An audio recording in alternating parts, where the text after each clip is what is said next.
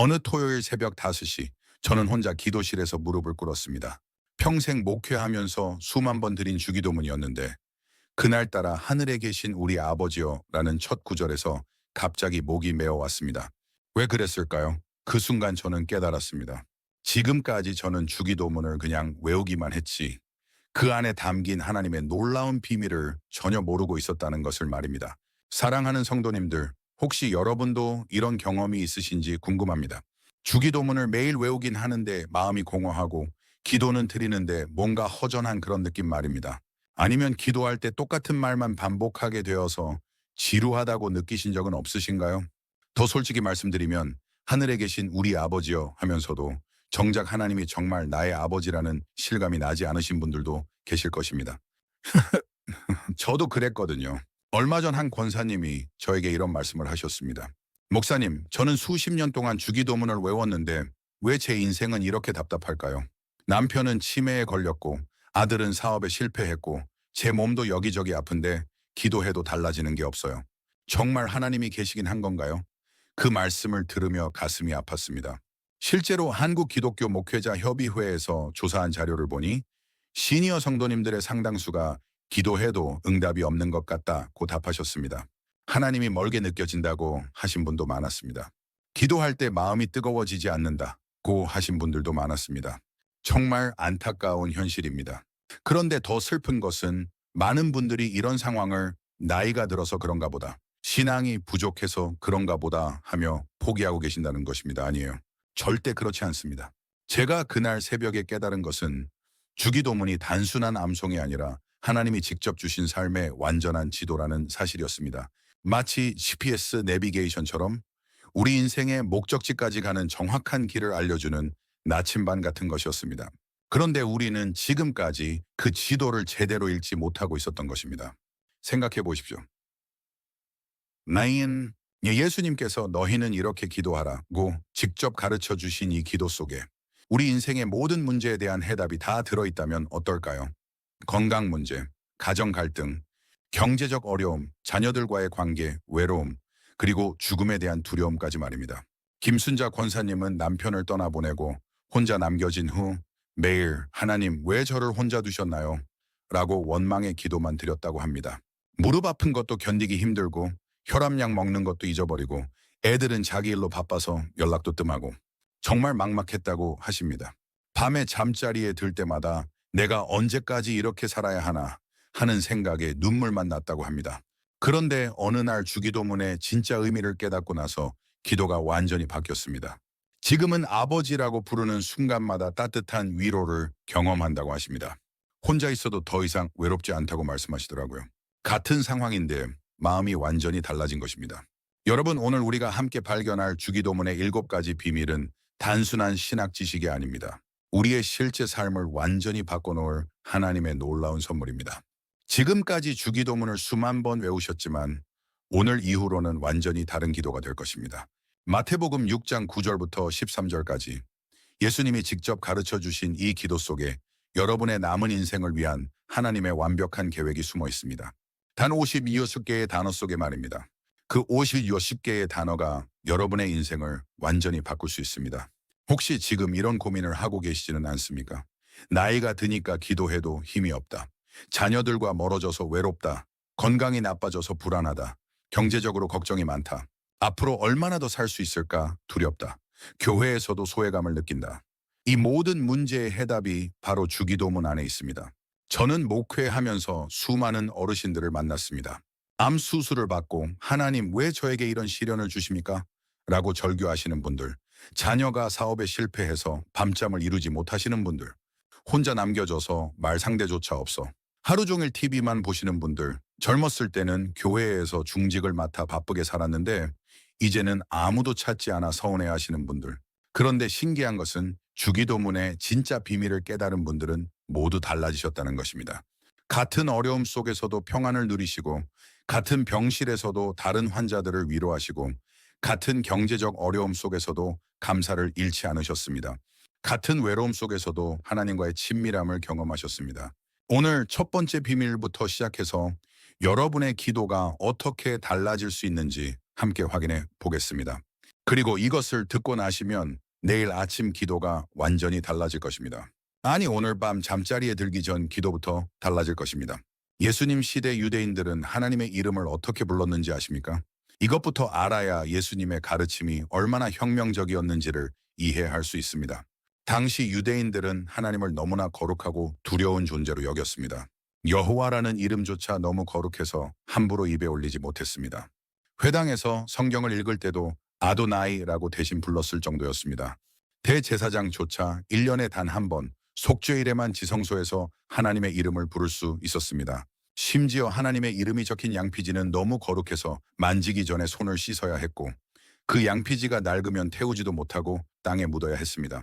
그만큼 하나님을 멀고 두려운 존재로 여겼던 것입니다. 더 나아가 당시 유대인들은 하나님을 하늘의 왕, 만군의 여호와, 심판자, 이제 복수하시는 하나님이라고 불렀습니다. 모두 권위와 두려움을 나타내는 표현들이었죠. 일반 백성들은 감히 하나님께 직접 기도할 엄두도 내지 못했습니다. 제사장을 통해서만 하나님께 나아갈 수 있다고 생각했습니다. 그런데 예수님은 무엇이라고 하셨습니까? 누가복음 11장 2절에서 너희는 기도할 때에 이렇게 하라 아버지여 라고 가르쳐 주셨습니다. 더 놀라운 것은 마태복음 6장 9절입니다. 함께 읽어보겠습니다.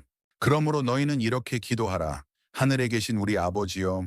여기서 아버지라는 단어는 단순히 생물학적 아버지가 아니라 사랑과 보호와 공급의 근원을 의미합니다. 더 놀라운 것은 예수님이 아람어로 아바라고 부르셨다는 것입니다. 이는 어린아이가 아빠를 부를 때 쓰는 가장 친밀한 표현이었습니다. 우리나라로 치면 아빠, 아버지 정도의 표현입니다. 1세기 유대 사회에서 이것은 정말 혁명적인 일이었습니다.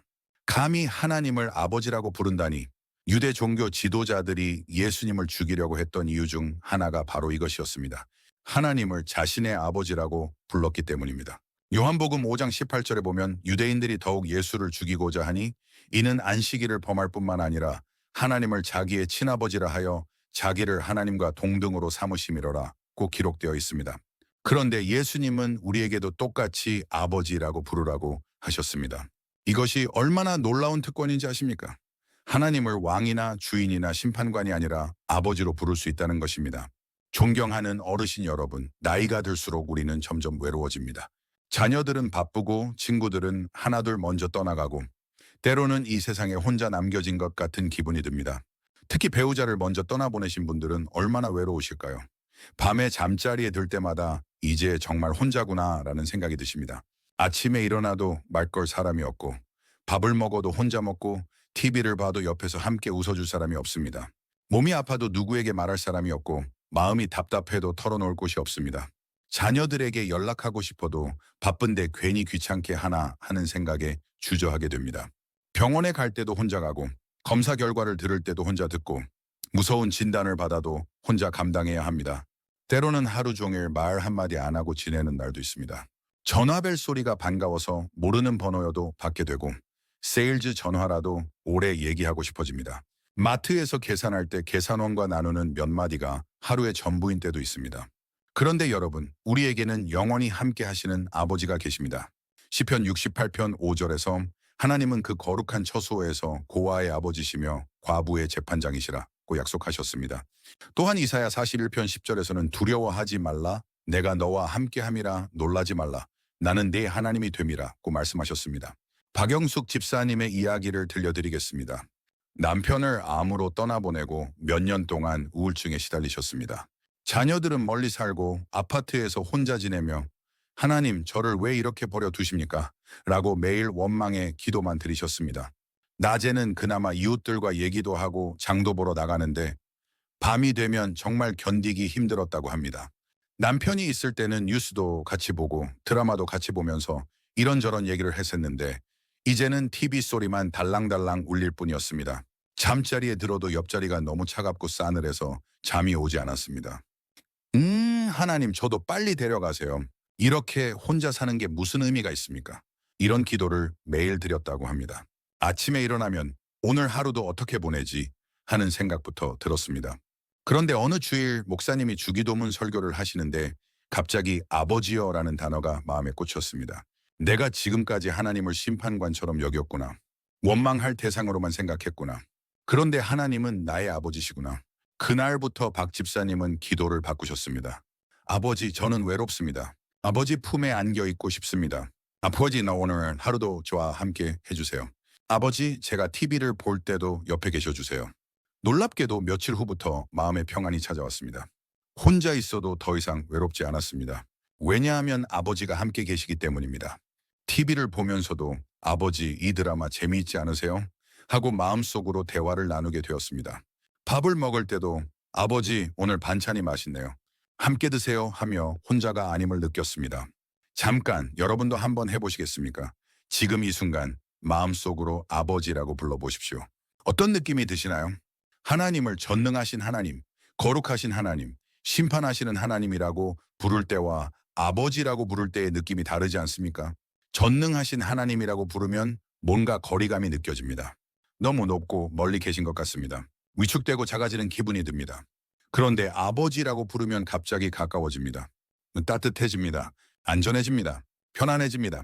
로마서 8장 15절에서 바울 사도는 이렇게 말씀하셨습니다. 너희는 다시 무서워하는 종의 영을 받지 아니하고 양자의 영을 받았으므로 우리가 아빠 아버지라 부르짖느니라. 여러분은 하나님의 양자입니다. 그냥 종이 아니라 아들과 딸입니다. 따라서 담대히 아버지라고 부를 수 있습니다. 그래서 더 이상 두려워할 필요가 없습니다. 더 이상 멀리서 바라볼 필요가 없습니다. 최근에 이런 간증을 들었습니다. 한 어르신이 병원에서 암 진단을 받고 절망에 빠졌는데 집에 와서 아버지, 저는 무섭습니다. 아버지가 함께 계시니까 괜찮겠지요? 라고 기도했답니다. 그런데 정말 신기하게도 마음에 평안이 임했다고 합니다. 같은 병이지만 더 이상 혼자가 아니었습니다. 또 다른 권사님은 아들이 사업에 실패해서 엄청난 빚을 지게 되었는데 하나님 왜 이런 일이 생겼습니까? 라고 원망하다가 아버지, 제가 어떻게 해야 할지 모르겠습니다. 아버지가 길을 열어주세요. 라고 기도를 바꾸었더니 며칠 후에 뜻밖의 도움의 손길이 나타났다고 합니다. 이것이 주기도문의 첫 번째 비밀입니다. 하나님을 무서운 심판관이 아니라 사랑의 아버지로 부르는 것. 이것이 우리 기도의 시작점입니다.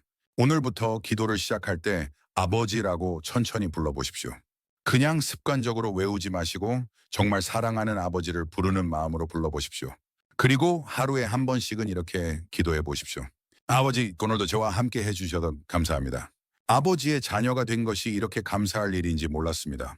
아버지, 제가 외로울 때도 함께 계시고 무서울 때도 함께 계시고 기쁠 때도 함께 계셔서 감사합니다. 주님, 제가 오늘 새롭게 깨달았습니다. 주님은 저의 아버지시라는 것을 더 이상 두려워하지 않고 담대히 아버지라고 부르겠습니다. 아버지의 품 안에서 평안을 누리겠습니다. 아멘. 그런데 여러분, 아버지라고 부르는 것만으로는 충분하지 않습니다. 아멘. 이제 우리가 해야 할 일이 있습니다. 그것은 바로 아버지의 이름이 거룩히 여김을 받게 하는 것입니다. 우리가 하나님을 아버지라고 부른 다음에는 무엇을 해야 할까요? 바로 이름이 거룩히 여김을 받으시옵소서라고 기도하는 것입니다. 그런데 많은 분들이 이 구절을 그냥 지나쳐 버립니다. 하나님의 이름이야 당연히 거룩하지. 뭘 더 거룩하게 해달라고 기도해. 이렇게 생각하시는 분들이 많습니다. 하지만 이 기도는 하나님의 이름 자체를 거룩하게 만들어달라는 기도가 아닙니다. 하나님의 이름은 이미 완전히 거룩하십니다. 그렇다면 이 기도의 진짜 의미는 무엇일까요? 에스겔 36장 22절에서 하나님은 이렇게 말씀하셨습니다. 그러므로 너는 이스라엘 족속에게 이르기를 주 여호와께서 이같이 말씀하시되 이스라엘 족속아 내가 이렇게 행함은 너희를 위함이 아니요 너희가 들어간 그 여러 나라에서 더럽힌 나의 거룩한 이름을 위함이라. 여기서 핵심은 더럽힌 나의 거룩한 이름이라는 표현입니다. 하나님의 이름이 더럽혀질 수 있다는 것입니다. 어떻게 더럽혀질까요? 하나님의 백성들이 잘못된 삶을 살 때, 하나님을 믿는다고 하면서도 세상 사람들과 다를 바 없는 모습을 보일 때 하나님의 이름이 더럽혀집니다. 반대로 하나님의 이름이 거룩히 여김을 받는다는 것은 우리의 삶을 통해 하나님의 거룩하심과 선하심이 드러나는 것을 의미합니다. 사람들이 우리를 보고 저 사람을 보니 하나님이 정말 살아계시는구나. 하나님이 정말 선하시구나 라고 고백하게 되는 것입니다. 특히 시니어 성도님들에게는 이것이 더욱 중요합니다. 왜냐하면 여러분들은 인생의 연륜과 신앙의 연륜을 모두 갖고 계시기 때문입니다. 젊은 사람들이 여러분을 보며 나도 저렇게 나이를 먹고 싶다, 저런 신앙을 갖고 싶다, 이호 생각하게 만드는 것, 그것이 바로 하나님의 이름을 거룩하게 하는 것입니다. 이영희 권사님의 이야기를 들려드리겠습니다.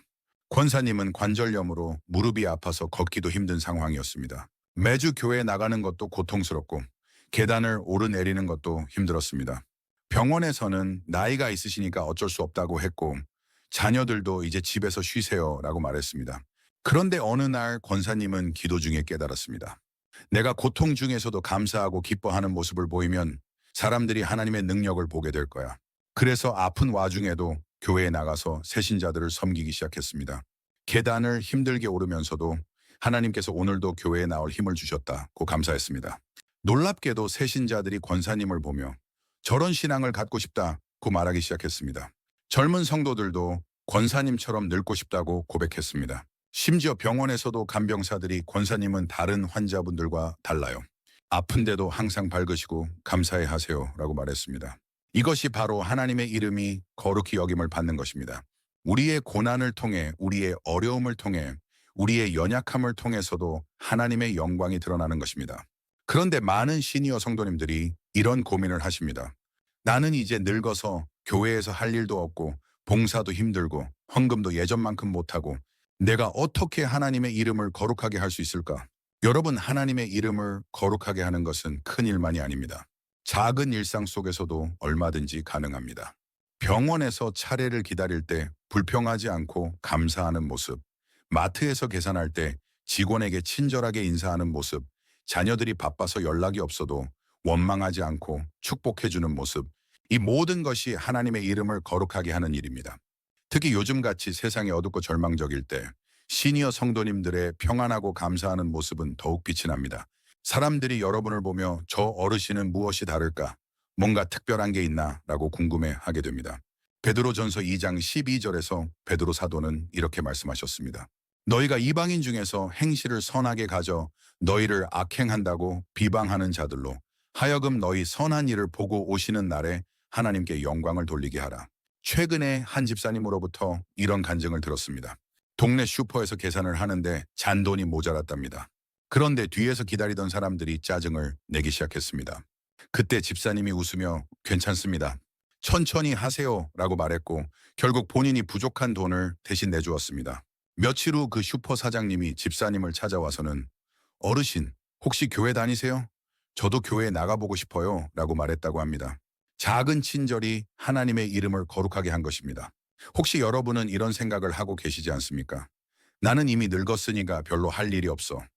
젊은 사람들이 더 중요하고 나는 뒷전이야. 아닙니다. 하나님께서는 여러분의 삶 하나하나를 통해 당신의 이름을 거룩하게 하기를 원하십니다.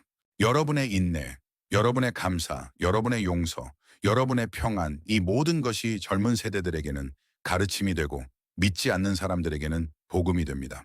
주님, 제 삶을 통해 주님의 이름이 거룩히 여김을 받게 하소서. 제 작은 말 한마디, 작은 행동 하나하나가 주님의 영광을 드러내는 통로가 되게 하소서. 아멘.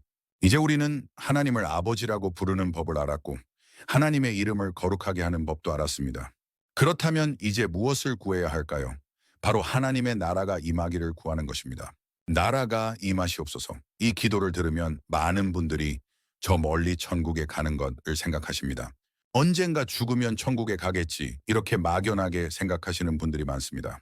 하지만 예수님이 가르쳐 주신 이 기도는 미래의 천국만을 의미하지 않습니다. 예수님께서 공생애를 시작하실 때 첫 번째로 선포하신 메시지가 무엇이었는지 아십니까? 마태복음 4장 17절에 기록되어 있습니다. 이때부터 예수께서 비로소 전파하여 이르시되 회개하라, 천국이 가까이 왔느니라. 여기서 천국이 가까이 왔다는 것은 미래의 일이 아니라 현재의 일입니다. 하나님의 나라가 지금 여기에 임하고 있다는 의미입니다. 그렇다면 하나님의 나라가 임한다는 것은 구체적으로 무엇을 의미할까요?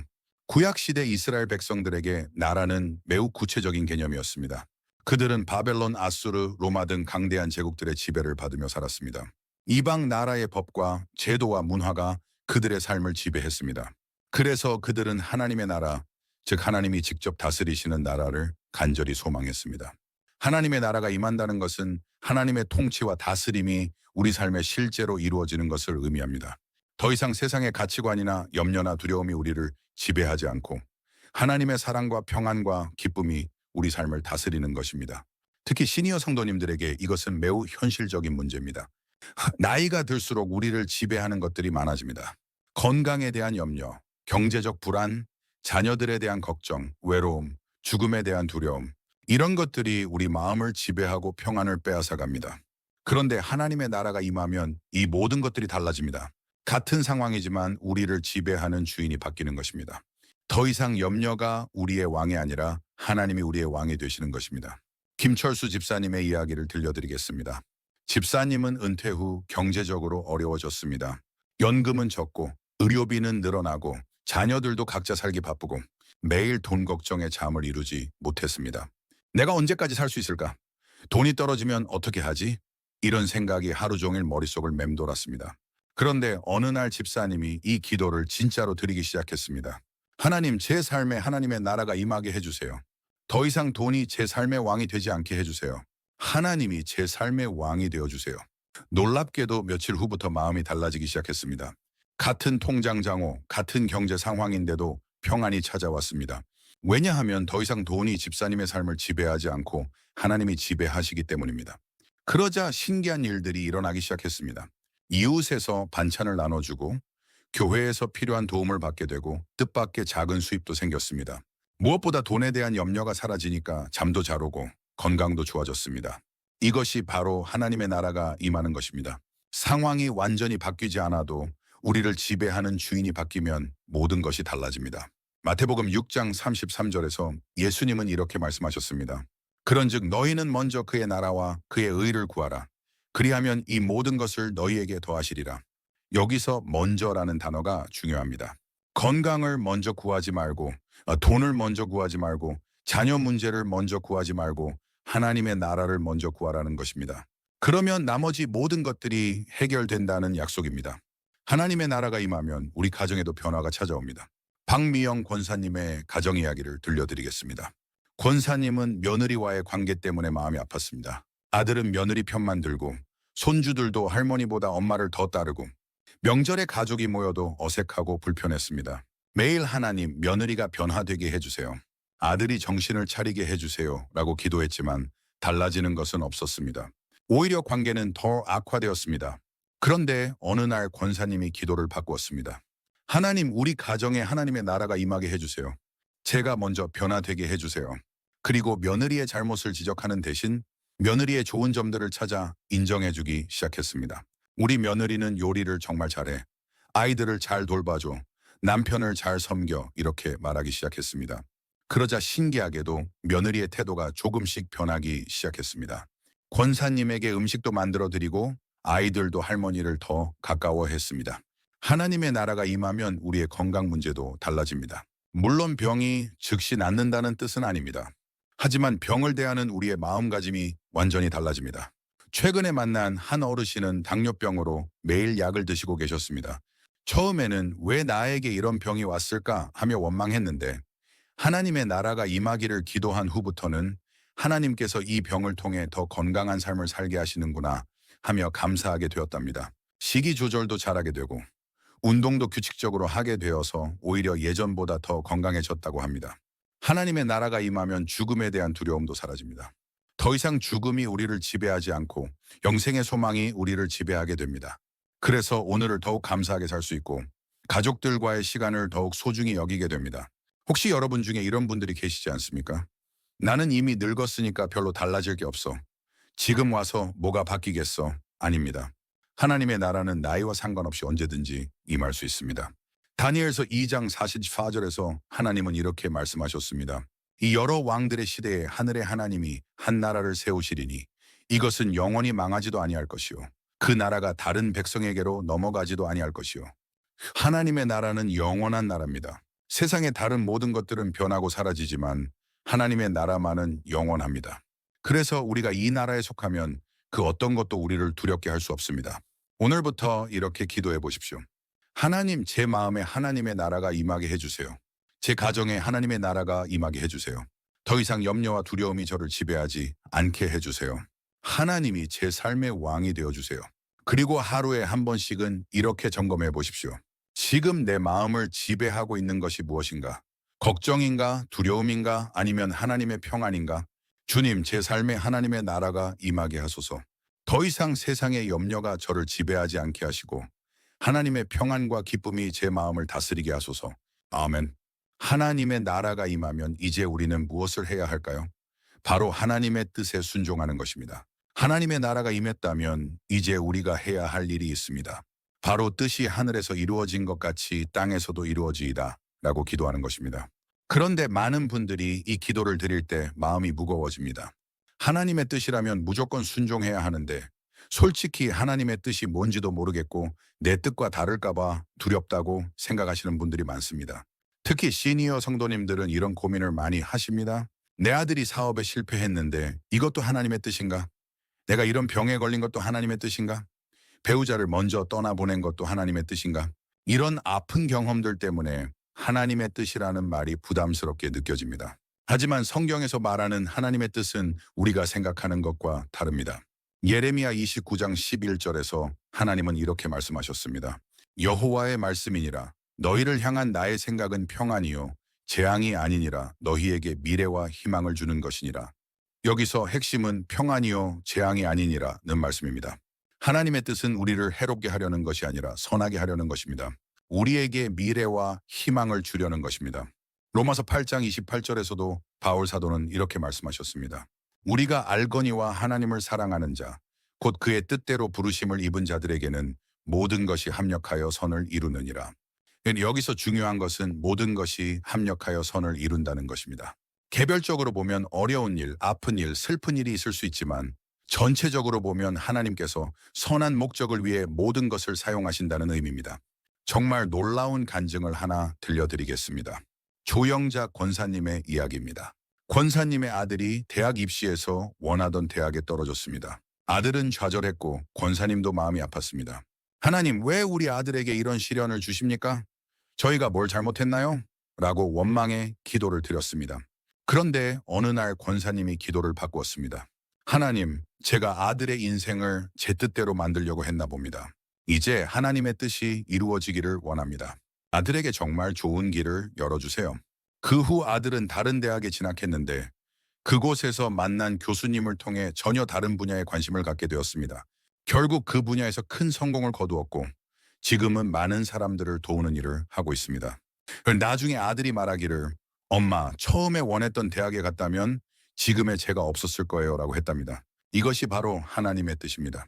당장은 이해가 안 되고 마음이 아플 수 있지만 하나님께서는 우리가 생각지도 못한 더 좋은 길을 준비하고 계시는 것입니다. 그런데 많은 분들이 하나님의 뜻을 어떻게 알 수 있나요? 라고 질문하십니다. 사실 하나님의 구체적인 뜻을 미리 다 아는 것은 불가능합니다. 하지만 하나님의 일반적인 뜻은 성경에 분명히 나와 있습니다.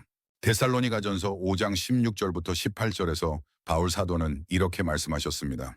항상 기뻐하라, 쉬지 말고 기도하라, 범사에 감사하라. 이것이 그리스도 예수 안에서 너희를 향하신 하나님의 뜻이니라. 하나님의 뜻은 우리가 항상 기뻐하고 쉬지 말고 기도하고 범사에 감사하는 것입니다. 이것만 지켜도 우리 삶은 완전히 달라집니다. 특히 시니어 성도님들에게는 이것이 매우 중요합니다. 나이가 들수록 불평하고 원망할 일들이 많아집니다. 몸이 아프고 기억력이 떨어지고 자녀들은 바쁘고 친구들은 하나둘 떠나가고 그런데 이런 상황에서도 기뻐하고 감사하는 것, 이것이 하나님의 뜻입니다. 김정순 집사님의 이야기를 들려드리겠습니다.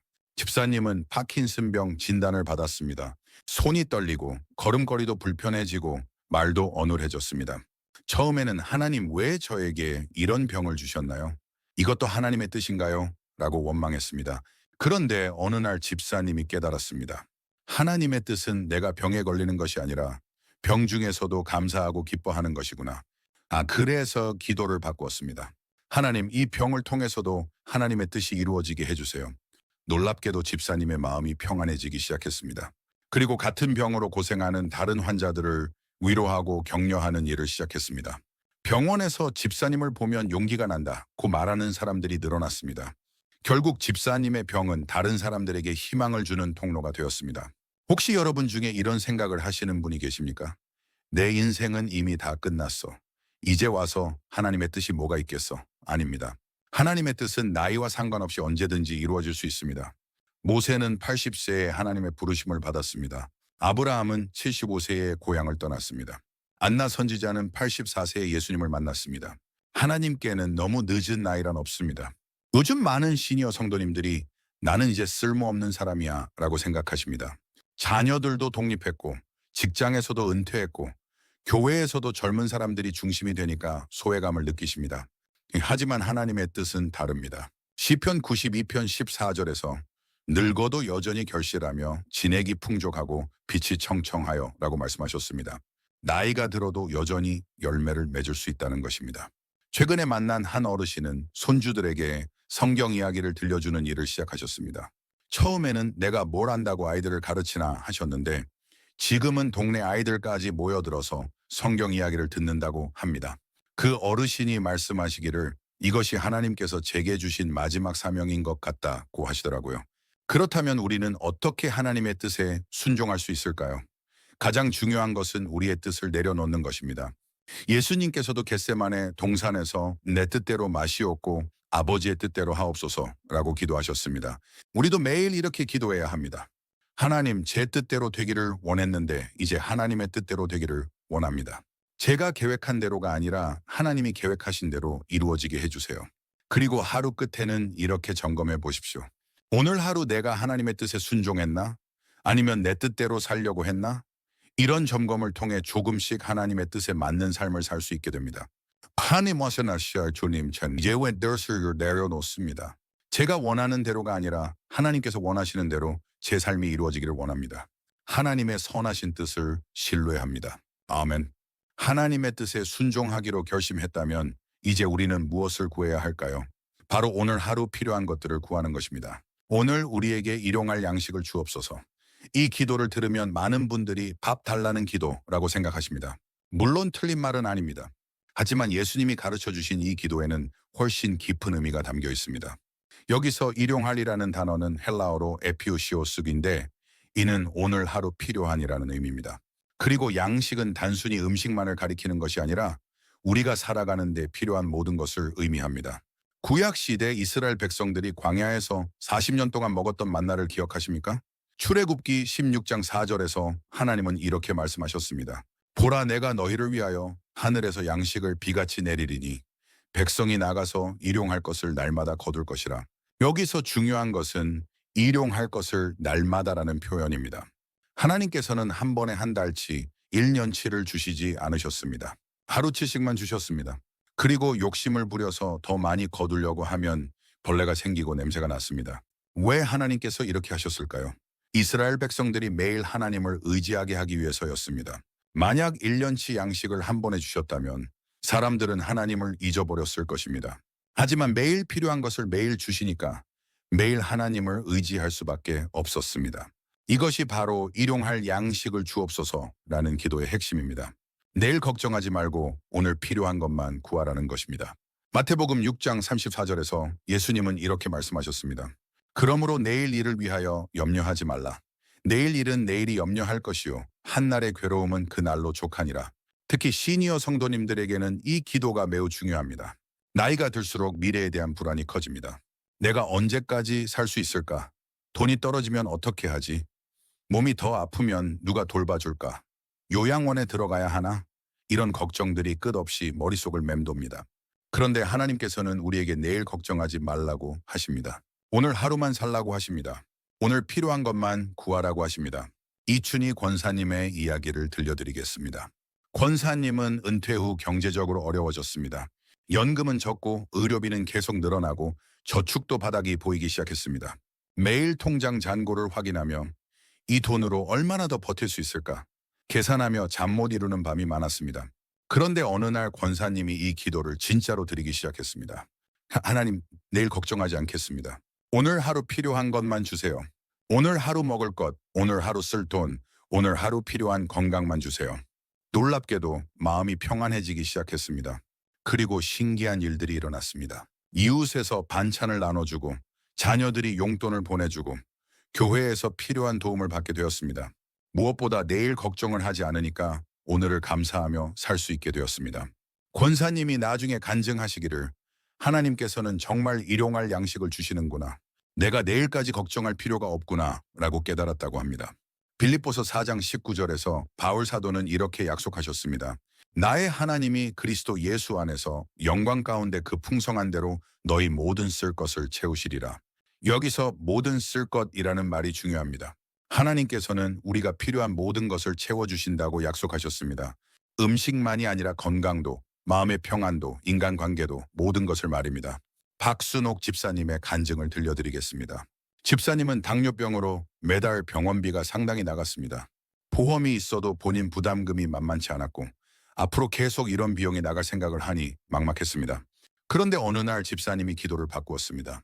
하나님, 제가 평생 병원비를 계산하고 있었는데 이제 그만하겠습니다. 오늘 하루 필요한 건강만 주세요. 오늘 하루 필요한 돈만 주세요. 그러자 마음이 가벼워지기 시작했습니다. 그리고 정말 신기하게도 병원에서 새로운 치료 프로그램을 소개받게 되었고 약값도 훨씬 저렴한 것으로 바꿀 수 있게 되었습니다. 무엇보다 매일 하나님께 의지하며 살게 되어서 신앙이 더욱 깊어졌다고 합니다. 그런데 많은 분들이 이런 질문을 하십니다. 그럼 미래를 위한 준비는 하지 말라는 뜻인가요? 적금도 하지 말고 보험도 들지 말라는 뜻인가요? 아닙니다. certainly sure, 지혜로운 준비는 필요합니다. 하지만 그 준비 때문에 걱정하고 염려하지 말라는 것입니다.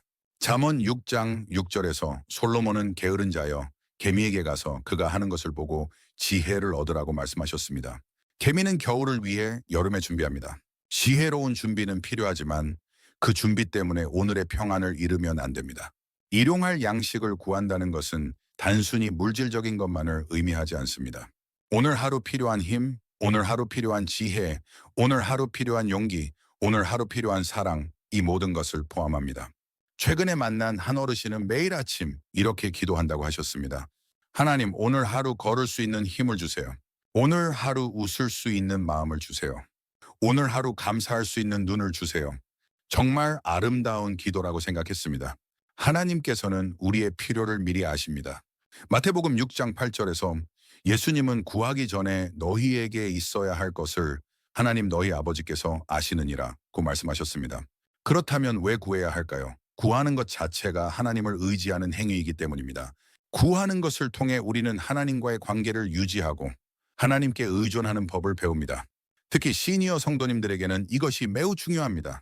젊을 때는 내 힘으로, 내 능력으로 살 수 있다라고 생각했지만 나이가 들수록 하나님께 의존해야 한다는 것을 깨닫게 됩니다. 이것은 약함이 아니라 지혜입니다. 시편 23편 1절에서 다윗은 여호와는 나의 목자시니 내게 부족함이 없으리로다 라고 고백했습니다. 다윗은 하나님께서 매일 필요한 것을 공급해 주신다는 것을 확신했습니다. 오늘부터 이렇게 기도해 보십시오. 하나님, 내일 걱정하지 않겠습니다. 오늘 마음, 오늘 하루로만 하루만 살겠습니다. 오늘을 출가르다 필요한 모든 것을 구내면 오늘 하루 필요한 건강, 오늘 하루 필요한 힘, 오늘 하루 필요한 평안을 주세요. 그리고 저녁에는 이렇게 감사 기도를 드려보십시오. 하나님, 오늘 하루 필요한 모든 것을 주셔서 감사합니다. 내일도 하나님께서 필요한 것을 주실 줄 믿습니다. 하루하루 이렇게 살다 보면 하나님께서 정말로 일용할 양식을 주시는 분이라는 것을 경험하게 될 것입니다. 그리고 미래에 대한 걱정 대신 오늘에 대한 감사가 마음을 채우게 될 것입니다. 주님, 내일 걱정하는 제 마음을 내려놓습니다. 오늘 하루 필요한 모든 것을 주셔서 감사합니다. 매일매일 주님께 의지하며 살겠습니다. 아멘. 하나님께서 우리의 필요를 채워주신다면 이제 우리가 해야 할 일이 있습니다. 바로 다른 사람들을 용서하는 것입니다. 하나님께서 우리의 일용할 양식을 채워주신다면 이제 우리가 해야 할 중요한 일이 있습니다. 바로 우리가 우리에게 죄 지은 자를 사하여 준 것 같이 우리 죄를 사하여 주옵시고 라고 기도하는 것입니다. 이 기도를 들으면 많은 분들이 마음이 무거워집니다. 특히 시니어 성도님들은 살아온 세월이 길다 보니 용서하지 못한 일들이 더 많이 쌓여 있습니다. 그 사람이 나에게 한 짓을 어떻게 용서해? 평생 원망하며 살았는데 이제 와서 용서하라고? 이런 마음이 드는 것은 당연합니다. 하지만 예수님께서 이 기도를 가르쳐 주신 데는 깊은 이유가 있습니다. 마태복음 6장 14절과 15절에서 예수님은 이렇게 말씀하셨습니다.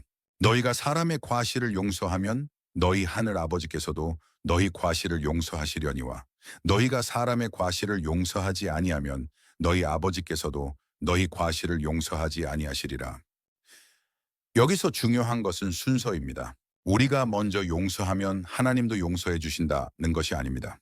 하나님이 먼저 우리를 용서해 주셨기 때문에 우리도 다른 사람을 용서할 수 있다는 것입니다. 에베소서 4장 32절에서 바울 사도는 이렇게 말씀하셨습니다. 서로 친절하게 하며 불쌍히 여기며 서로 용서하기를 하나님이 그리스도 안에서 너희를 용서하심과 같이 하라. 하나님이 그리스도 안에서 너희를 용서하심과 같이, 이 부분이 핵심입니다. 우리가 용서할 수 있는 힘은 하나님께서 먼저 우리를 용서해 주셨다는 사실에서 나옵니다. 1세기 유대 사회에서 용서는 매우 제한적이었습니다. 탈무드에 보면 같은 죄를 3번까지는 용서하되 4번째는 용서하지 말라고 기록되어 있습니다. 그런데 베드로가 예수님께 7번까지 용서하면 됩니까? 라고 물었을 때 예수님은 7번뿐 아니라 7번을 70번까지라도 할지니라 고 대답하셨습니다. 이는 무제한 용서를 의미합니다. 특히 시니어 성도님들에게 용서는 매우 현실적인 문제입니다. 살아온 세월이 길다 보니 마음에 상처를 준 사람들이 많습니다. 남편이나 아내가 젊었을 때 한 일들, 자녀들이 부모 뜻을 거역했던 일들, 형제 자매들과의 갈등, 친구들의 배신, 직장에서의 불공정한 대우, 이런 일들이 마음속에 켜켜이 쌓여 있습니다. 더 안타까운 것은 나이가 들수록 이런 원망들이 더 깊어진다는 것입니다. 젊을 때는 시간이 지나면 괜찮아질 거야 라고 생각했는데 오히려 시간이 지날수록 더 아프고 더 분하게 느껴집니다. 정말 놀라운 간증을 하나 들려드리겠습니다. 한영숙 권사님의 이야기입니다. 권사님은 결혼 생활 내내 시어머니와 갈등이 있었습니다. 시어머니는 늘 며느리를 탓하고 비난했고 아들 앞에서도 며느리 흉을 보았습니다. 권사님은 참고 참았지만 마음속에는 원망이 쌓여갔습니다. 시어머니가 돌아가신 후에도 그 원망은 사라지지 않았습니다. 오히려 더 깊어졌습니다. 평생 나를 괴롭히고 가셨다는 생각에 제사 때마다 마음이 불편했고 시어머니가 아끼던 물건들을 볼 때마다 속이 쓰렸습니다. 그런데 어느 날 권사님이 이 기도를 진짜로 드리기 시작했습니다. 하나님, 제가 시어머니를 용서합니다. 하나 서브티시트시오. 맨 처음 용서 마시사합니다. 하나님께서 저를 용서해 주신 것처럼 저도 용서하겠습니다. 처음에는 말만 했지 마음은 따라오지 않았습니다. 하지만 매일매일 이 기도를 반복했습니다. 그러자 놀라운 일이 일어났습니다. 어느 날부터 시어머니에 대한 원망이 사라지기 시작한 것입니다. 더 놀라운 것은 시어머니의 좋은 면들이 기억나기 시작했다는 것입니다. 시어머니도 나름대로는 가족을 사랑했구나. 시어머니도 시대의 한계 속에서 최선을 다했구나. 이런 생각들이 들기 시작했습니다. 지금 권사님은 시어머니 제사를 정성스럽게 모십니다. 그리고 손주들에게 할머니는 정말 훌륭한 분이셨다고 말해준다고 합니다. 용서가 원망을 감사로 바꾼 것입니다. 하지만 많은 분들이 용서는 좋은 건 알겠는데 도저히 용서가 안 돼요 라고 말씀하십니다. 특히 자녀들이 부모를 섭섭하게 한 경우에는 더욱 그렇습니다. 김철호 집사님의 이야기를 들려드리겠습니다. 집사님의 아들이 결혼하면서 부모와 멀어졌습니다.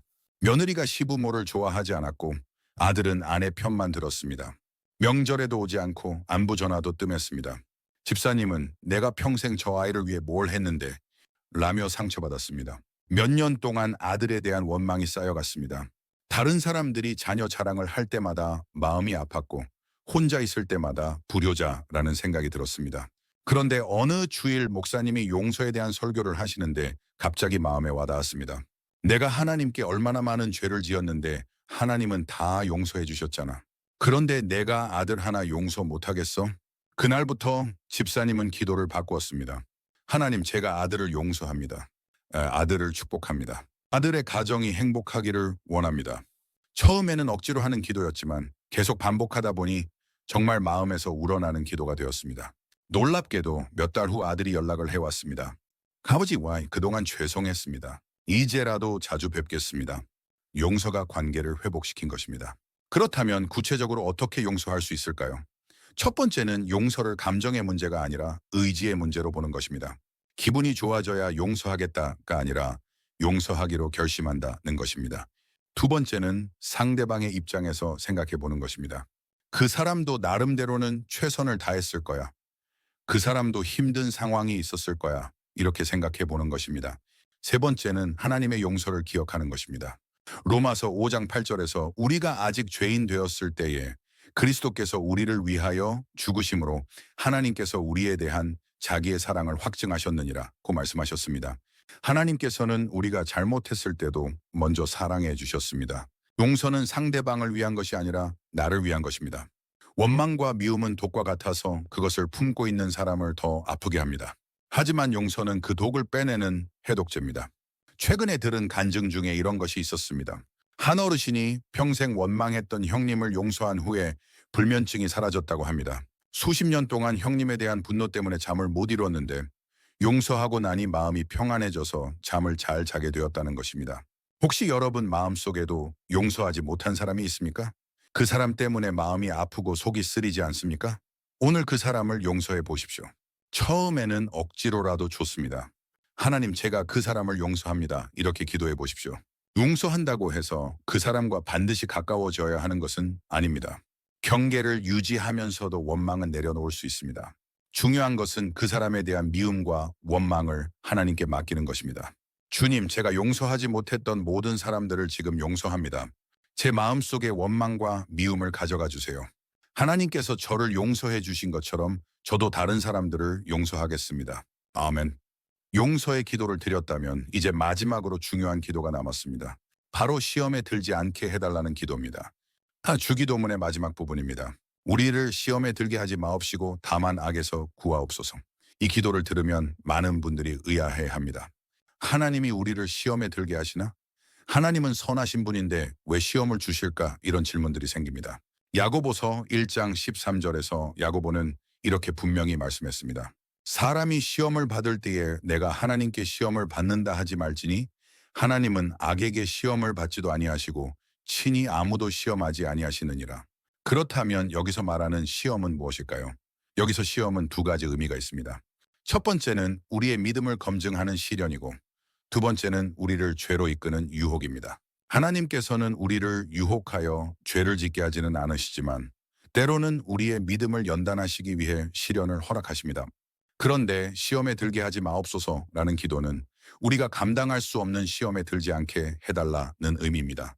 고린도전서 10장 13절에서 바울 사도는 이렇게 약속하셨습니다. 사람이 감당할 시험 밖에는 너희에게 당한 것이 없나니 오직 하나님은 미쁘사 너희가 감당하지 못할 시험 당함을 허락하지 아니하시고 시험 당할 즈음에 또한 피할 길을 내사 너희로 능히 감당하게 하시느니라.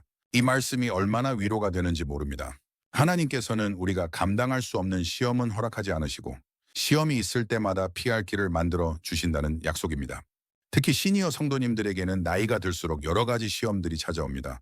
건강이 나빠지면서 오는 절망의 시험, 경제적 어려움으로 인한 불안의 시험, 자녀들과의 관계에서 오는 상처의 시험, 죽음에 대한 두려움의 시험, 이런 시험들이 우리의 믿음을 흔들려고 합니다. 이순자 권사님의 이야기를 들려드리겠습니다. 권사님은 몇 년 전 뇌졸중으로 쓰러지셨습니다. 한쪽 팔다리가 마비되었고 말도 어눌해졌습니다. 처음에는 하나님, 왜 저에게 이런 일이 하마데와 하며 원망하는 마음이 들었습니다. 더 힘든 것은 주변 사람들의 시선이었습니다.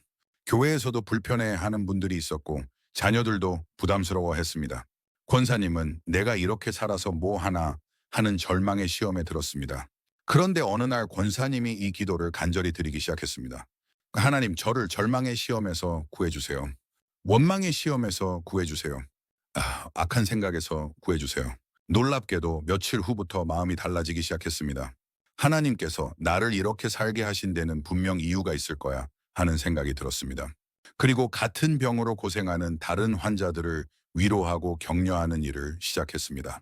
지금 권사님은 재활치료를 받으면서도 다른 환자들에게 희망을 주는 분이 되었습니다. 권사님이 말씀하시기를 하나님께서 절망의 시험에서 구해주시고 오히려 이 병을 통해 새로운 사명을 주셨다고 하시더라고요. 시니어 성도님들이 자주 당하는 시험 중 하나는 쓸모없다는 생각입니다. 나는 이제 늙어서 아무 소용없는 사람이야. 젊은 사람들이 더 중요하고 나는 짐덩어리야. 이런 생각들이 마음을 괴롭힙니다. 김성국 집사님도 그런 시험을 당했습니다. 은퇴 후 갑자기 할 일이 없어지니까 우울해졌습니다. 평생 바쁘게 살았는데 갑자기 시간만 많아지니까 내가 뭐 하러 사나 하는 생각이 들었습니다. 교회에서도 예전처럼 중요한 역할을 맡지 못하게 되니까 소외감을 느꼈습니다. 나는 이제 교회에서도 필요 없는 사람이구나 하는 시험에 들었습니다. 그런데 집사님이 이 기도를 드리기 시작했습니다. 하나님, 저를 절망의 시험에서 구해주세요. 쓸모없다는 생각에서 구해주세요. 그리고 하나님께서 아직도 자신을 사용하실 계획이 있을 것이라고 믿기 시작했습니다. 얼마 후 집사님은 동네 복지관에서 노인분들을 위한 봉사를 시작했습니다. 컴퓨터를 잘 다루는 집사님이 다른 어르신들에게 스마트폰 사용법을 가르쳐 드리는 일이었습니다. 지금은 선생님이라고 불리며 많은 어르신들에게 도움이 되고 있습니다. 또 다른 시험은 원망과 불평의 시험입니다. 나이가 들수록 몸이 아프고 기억력이 떨어지고 여러 가지 불편한 일들이 많아집니다. 그럴 때마다 왜 나만 이렇게 힘들까? 다른 사람들은 다 건강한데 나만 아프네 하는 불평이 나옵니다. 하지만 잠언 19장 3절에서 사람이 미련함으로 자기 길을 굽게 하고 마음으로 여호와를 원망하느니라고 말씀하셨습니다. 원망은 우리 마음을 더욱 괴롭게 만들 뿐입니다. 박미순 권사님은 관절염으로 매일 아픔과 싸우고 계십니다. 처음에는 하나님 왜 저만 이렇게 아프게 하십니까? 하며 불평했습니다. 하지만 지금은 하나님 오늘도 걸을 수 있게 해주셔서 감사합니다. 손을 쓸 수 있게 해주셔서 감사합니다. 라고 기도한다고 합니다. 같은 아픔인데도 마음가짐이 달라지니까 아픔을 견디는 힘도 달라졌다고 하십니다. 불평의 시험에서 감사의 은혜로 옮겨간 것입니다. 시니어 성도님들이 특히 조심해야 할 시험은 교만의 시험입니다. 내가 인생 경험이 많으니까 젊은 사람들보다 잘한다. 내 시대가 더 좋았다. 요즘 젊은 사람들은 예의가 없다. 이런 생각들이 교만의 시험입니다. 하지만 베드로전서 5장 5절에서 젊은 자들아 이와 같이 장로들에게 순종하고 다 서로 겸손으로 허리를 동이라. 하나님은 교만한 자를 대적하시되 겸손한 자들에게는 은혜를 주시느니라고 말씀하셨습니다.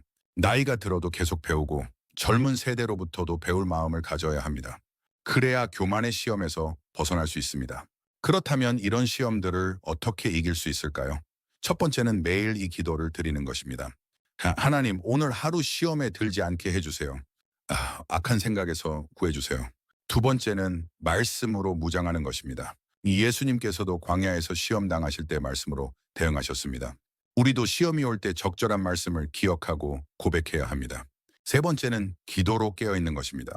마태복음 26장 41절에서 예수님은 시험에 들지 않게 깨어 기도하라고 말씀하셨습니다. 네 번째는 믿음의 형제 자매들과 교제하는 것입니다. 혼자 있을 때 더 많은 시험이 옵니다. 교회 공동체와 연결되어 있을 때 시험을 이길 수 있습니다. 혹시 지금 어떤 시험에 들어 있습니까? 절망의 시험입니까? 원망의 시험입니까? 불평의 시험입니까? 오늘 그 시험에서 나오십시오. 하나님께서는 반드시 피할 길을 만들어 주실 것입니다. 오늘부터 매일 이렇게 기도해 보십시오. 하나님, 오늘 하루 저를 모든 시험에서 지켜주세요. 절망하지 않게 하시고 원망하지 않게 하시고 불평하지 않게 해주세요. 오직 하나님만 바라보게 해주세요. 주님, 저를 모든 시험에서 지켜주소서. 절망의 시험, 원망의 시험, 교만의 시험에서 구해주소서. 오직 주님만 의지하며 살게 하소서. 아멘. 사랑하는 성도님들, 지금까지 우리는 주기도문의 7가지 비밀을 함께 살펴보았습니다. 이제 이 모든 것을 어떻게 실제 삶에 적용할 수 있는지 마지막으로 정리해 보겠습니다. 사랑하는 성도님들, 지금까지 우리는 예수님께서 직접 가르쳐 주신 주기도문의 7가지 놀라운 비밀을 함께 살펴보았습니다. 처음에 말씀드렸던 것처럼 이것은 단순한 신학 지식이 아니라 우리의 남은 인생을 완전히 바꿀 수 있는 하나님의 선물입니다. 혹시 지금 이런 생각이 드시지 않습니까?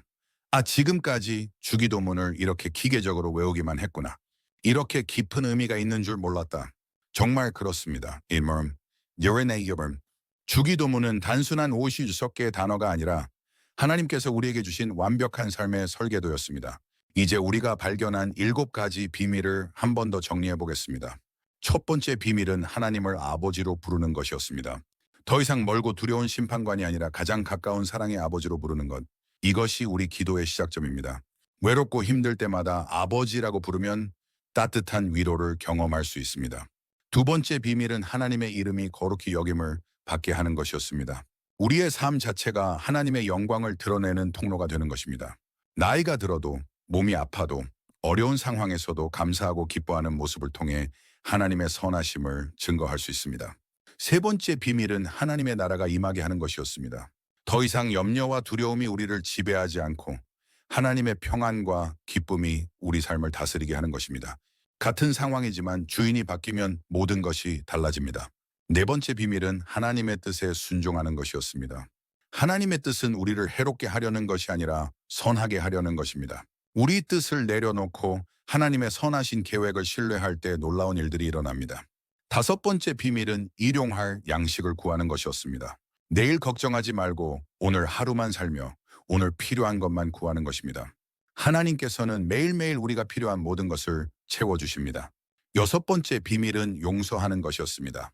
하나님께서 우리를 먼저 용서해 주셨기 때문에 우리도 다른 사람들을 용서할 수 있습니다.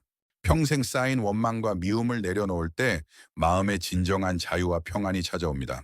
일곱 번째 비밀은 시험에서 구원받는 것이었습니다.